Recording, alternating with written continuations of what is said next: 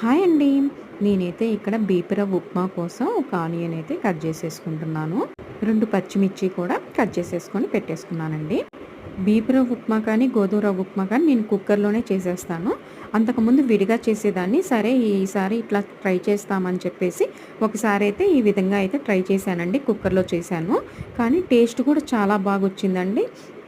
వెంటనే కూడా అయిపోయింది ప్రాసెస్ కూడా.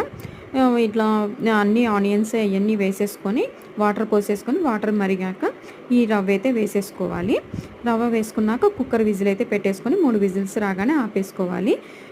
టేస్ట్ కూడా చాలా బాగుందండి. ఇంక అప్పటి నుంచి కుక్కర్‌లో అయితే చేయటం స్టార్ట్ చేశాను.